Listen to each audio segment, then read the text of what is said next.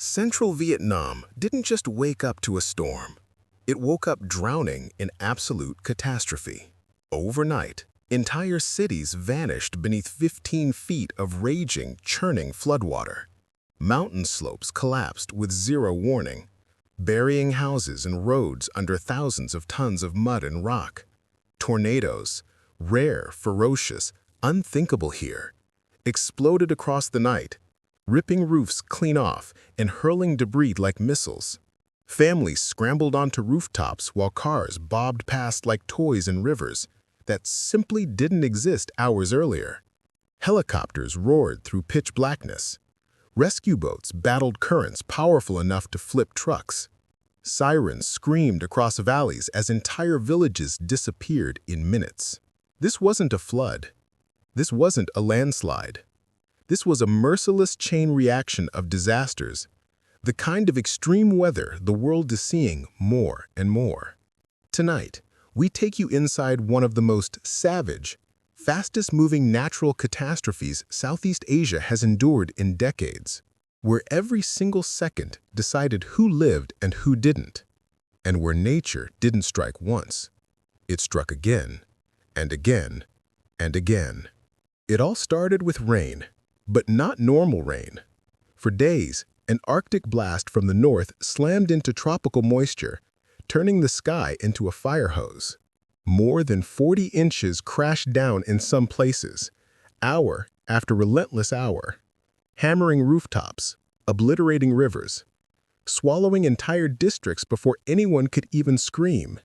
Historic Hue, a city older than America itself, vanished beneath 15 feet of filthy water.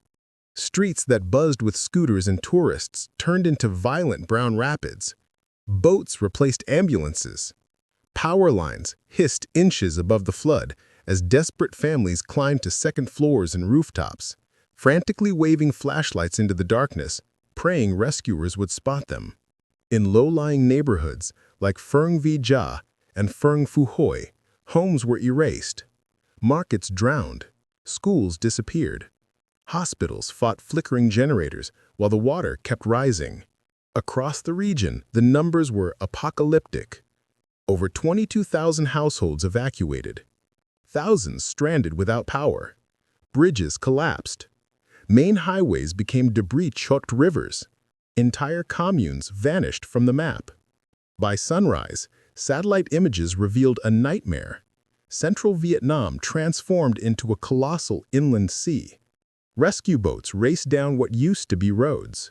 Families clung to rooftops as the water crept higher, and meteorologists delivered a terrifying warning. The rain wasn't finished, not even close.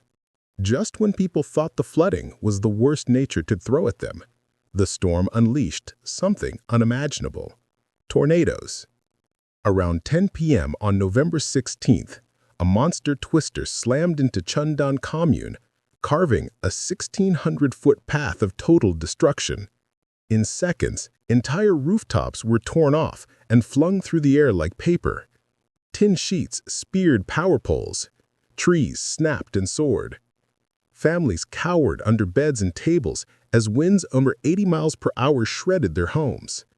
When the tornado lifted, 56 houses were gone. Power lines lay twisted in the mud. The community sat in darkness, surrounded by wreckage and still pounding rain. But the sky wasn't done. Hours later, in Phuong Vi Ja, another tornado ripped through the night, peeling the roofs off 28 more homes. Residents stumbled out into the storm, shell-shocked, stepping over shattered bricks, broken tiles, and live wires sparking in the flood.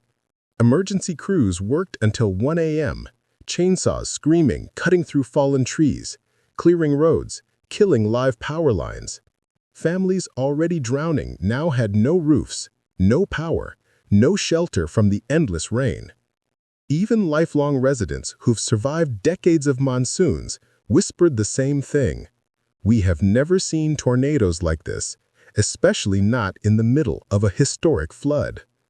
As the rain hammered and tornadoes ravaged, a silent killer emerged from the mountains. Days of saturation had turned solid earth into jelly. On the afternoon of November 16th, a mountainside above Highway 40B in Quangnam simply let go. No crack, no rumble, just thousands of tons of mud, rock, and trees thundering down in one unstoppable wave. A motorbike vanished in an instant. Minutes later, the entire road was buried under 3 feet of debris.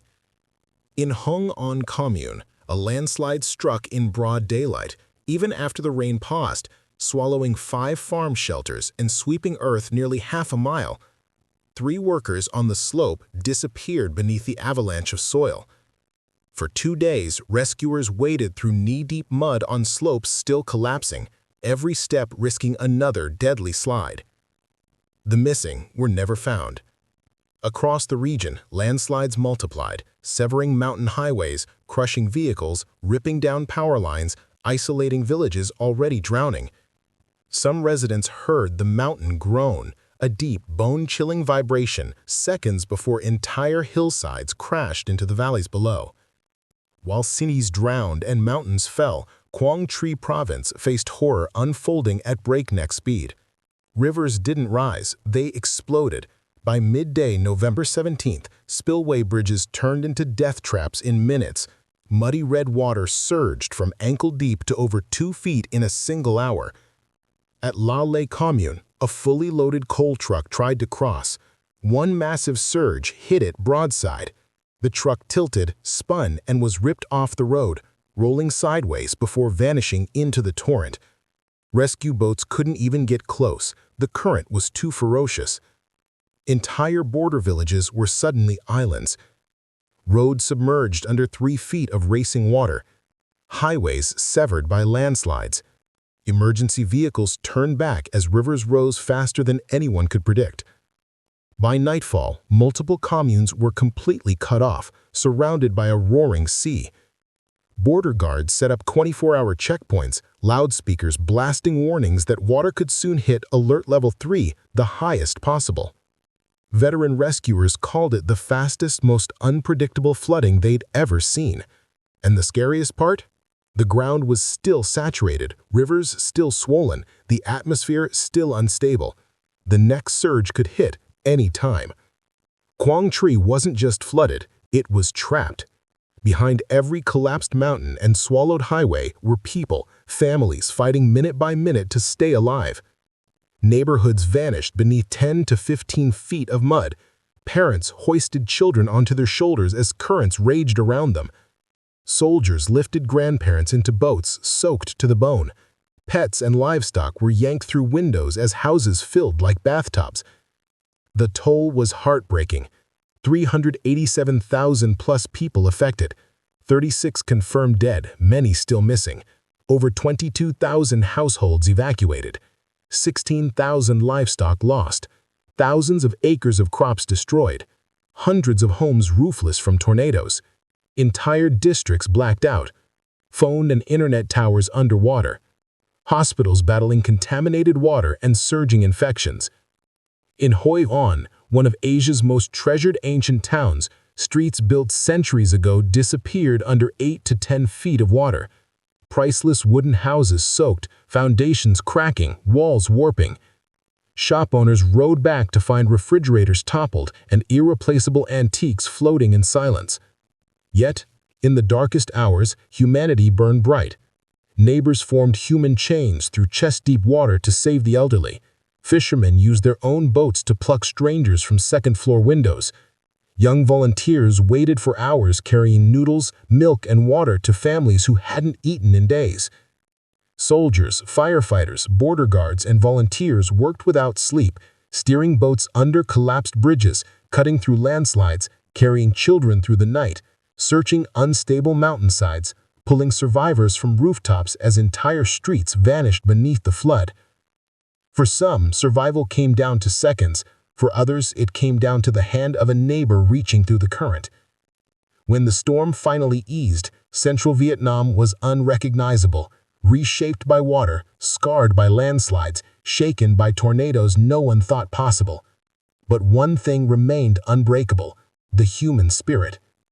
We saw neighbors risk their lives for strangers.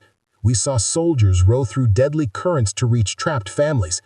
We saw communities who lost everything refuse to lose hope.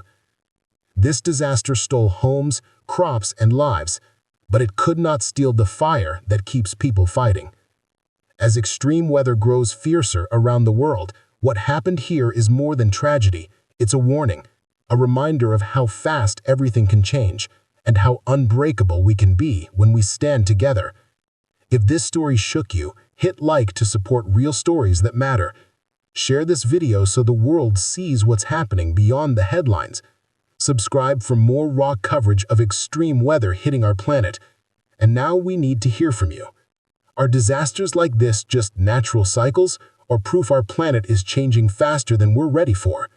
If this storm hit your city tomorrow, do you think your community would be prepared? Drop your thoughts below.